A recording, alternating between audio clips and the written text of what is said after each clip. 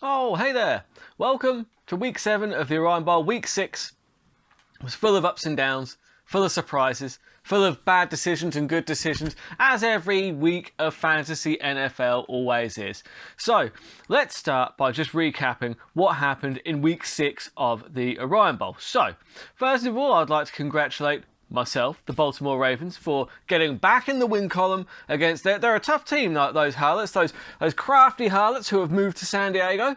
So yeah, happy to get that win. The Indianapolis Colts, another very good score, another very good win. Good scores all around the league actually last week. The Colts getting in the win column. The team with no Namath also getting a hard-fought win over the reigning champs, the Coach's Sons, who are not having the best of times at the moment. And then the Legion of Hope, wow, putting up a 54.70 with our highest score of the week. Congratulations to you, Legion of Hope. You did a fantastic job.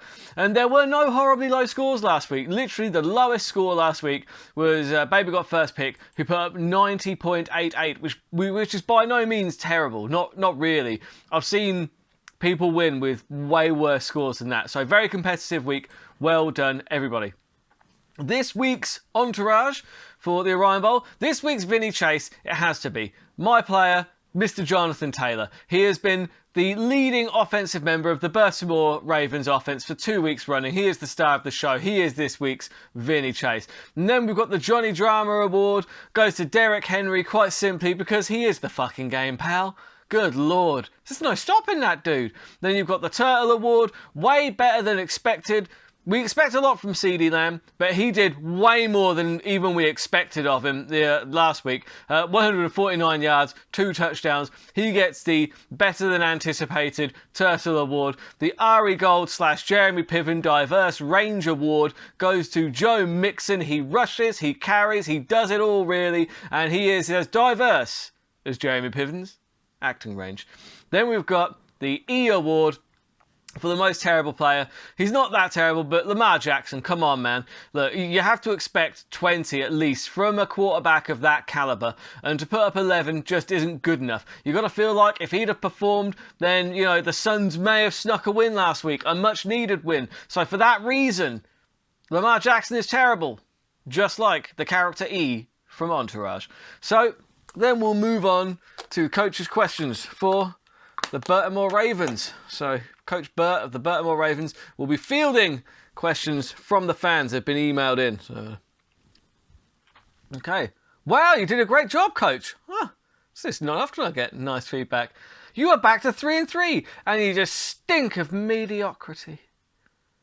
I'm happy with 3-3 right now. I mean, there's a long season to go, and you just got to keep getting those wins where you can get them. The important part is getting into the playoffs, getting into that top 4, getting into the playoffs. That is what we are living for. Going from worst to first, that's still very much on the cards. That's what we're going for. So next question. Did you consider bye weeks at all when you drafted your team? No would be the answer to that. And you know why? Because I draft based on talent. If you can't get through a couple of bye weeks here and there, yes, I've had to drop some players that I didn't really want to drop, gun to my head. But we are where we are. No, I draft based on talent, not based on their bye weeks. You have to kind of muddle through bye weeks, in my opinion. Maybe, but then again, you're looking at the guy who was the worst team last year. So what do I know? You know what I mean? And last question this week came in by email. Why didn't you send guys round to kneecap OJ Howard to ensure a big game from Cameron Brate this weekend? Well, honestly, the thought hadn't occurred to me, but that's a bloody good idea. I really wish I had done that, because I was thinking that OJ Howard would probably be out this week along with Gronkowski. Gronkowski was pretty much known to be out quite a while ago, and there was a high ankle sprain for OJ Howard, which was keeping him limited, but he practiced a full practice on Friday, which is terrible news for my Cameron Brate pickup. So yeah, that's it for coach's questions, and let's move on to week 7. Let's have a look at the matchups. So first up, we have got the Baltimore Ravens. This is the last matchup of the first half of the season. So I will be going into the league table next week, because obviously it'll be the halfway point. But taking on Baltimore Ravens, taking on Baby Got First Pick. Let's have a look here. So Patrick Mahomes against Tennessee, I'm hoping that he can put up some good numbers there. He's not put up spectacular numbers the last couple of weeks. Good enough, don't get me wrong, but not Pat Mahomes numbers. That's what I need.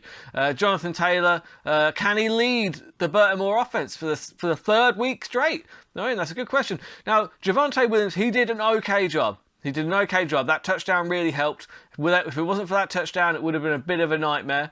But 11.20 from a replacement running back who is normally sitting on my bench, who's covering bye weeks. I will take that all day.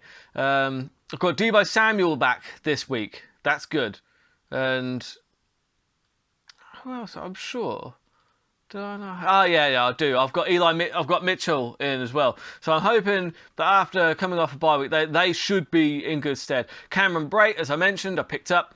I mean, Panthers defense playing against the Giants. The Giants don't protect the ball that well. I'm clutching at straws there. So yeah, I mean, we've got to be honest. Baby got first pick. They've got a decent team there. Brady, Jones, Hubbard. Yeah, not so much Hubbard. Hubbard's all right, I guess.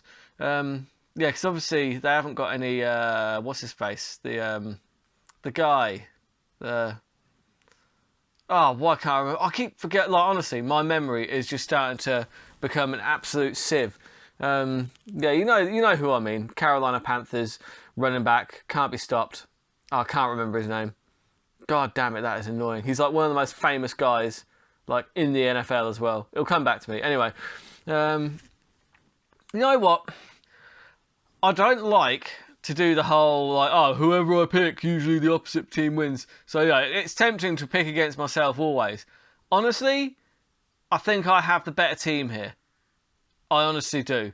So for that reason, I am going to pick, because the cursing won't work if it's dishonest. If I feel like I've probably got the better team and probably going to win, and I pick against myself just for the sake of not cursing myself, that's not going to work, is it? So look, I'm going to be honest here. I do think that I've probably got the better team, and I should come out with the win. At least that is what I'm hoping. I mean, it's got it very close on the predictions. So yeah, we shall see. We shall see. The team with no Namath are going to take on the Legion of Harlots. No, it's San Diego Harlots.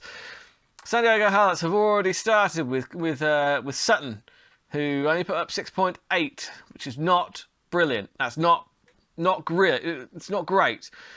Team with no Namath, they've quietly put together a very good team. Hurts is coming into his own. Leonard Fournette has been just absolutely killing it, like putting up 24 points a game since I dropped him.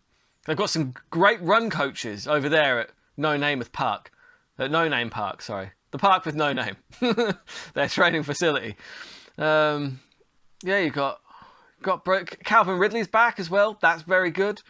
You picked up Mike Davis, another running back picked up from the castaways of the Baltimore Ravens. He's probably going to put up ridiculous numbers this week.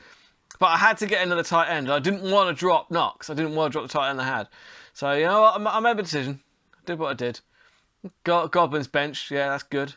Then we've got Sam Darnold. Sam Darnold? Oh, I mean, he is pretty good. But, I mean, wow, all of his other players. Basically, yeah, there were no choices for the Harlots to make, really. Like, his entire bench is on bye or injured reserve. So, yeah, you've got Darnold, Patterson, Devontae Adams, he's good. Williams, you got Swift. I'm going to have to lean towards a team with no Namath in this one. I think bye weeks have really caused some problems for the Harlots this week. And I think that the team with no Namath should probably take that one.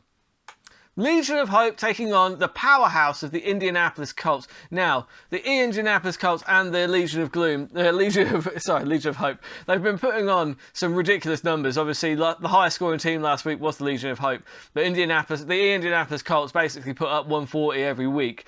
So let's have a look at who they've got on what bye weeks have they got. Cook's on a bye week and so is Thielen. That's bad news for the Legion of Hope. But what's even worse news is that obviously Najee Harris was out for the Indianapolis Colts and he picked up Johnson, who was the backup running back in Cleveland, who obviously was the only starting running back basically in Cleveland last week. I had him on my, I did have him on my waivers list, but unfortunately because I use the waiver wire every week, I never have any kind of priority. So the Indianapolis Colts very smartly picked that man up, and he put up 22.8, which is really good considering his starting running back is out and he hasn't even played Derrick Henry yet. For that reason, coupled with Kyler Murray, Tyreek Hill, Robert Woods, Mark Andrews, and he's got AJ Brown at Tennessee as well. No way. There's no way the Indianapolis Colts are losing this. That's my pick of the week. Like, the Colts to go on and win another game. God damn, that is just a frightening lineup. It really is. Then you've got the Dallas Stray Gorillas taking on the Coach's Sons. Can the Coach's Sons get one in the win column? Well, Melvin Gordon, he didn't have a terrible day. He didn't have a good day either. Luckily, David Njoku did basically nothing. So I would say that is first blood just about to the Coach's Sons, but there's a lot of football to play. If Lamar Jackson can actually put up the numbers he's supposed to, then the rest should fall into place, because you've got Travis Kelce there, the Coach's Sons tight end. Devontae Freeman, he's I don't know. It's just difficult, that Baltimore run game. You got Mike Carter for the Jets as well. I mean, honestly, what happened to the Suns roster, man? What happened to them? Oh, you got Hunt and McCaffrey. McCaffrey! God damn it! That was it. That was the name. So yeah, Clyde Edwards, hell yeah, on injured reserve. McCaffrey on injured reserve. Kareem Hunt on injured reserve. Antonio Brown is out. Jefferson's on a bye. I do feel bad for the Suns there, because you've been decimated this year by injury. That seems to be what's happened to the Suns lineup. But they are the champs. I'm sure they can bring it. They can right the ship. There's still a whole other half of a season to go, and they've got one win, right? Yeah, I mean they're 1-5. Oh, 1-5. Oh dear. Yeah, Derek Carr, Alvin Kamara, Henderson's been doing pretty well. Cooks, McLaughlin. You know what? I mean, just because, look, they're so decimated by injuries. Look, but I do feel like, I don't know, it all depends on if Lamar Jackson turns up. He hasn't been, so I've got to pick with the Gorillas. I'm sorry, Suns. I'm sorry. It breaks my heart. It does. It breaks my heart.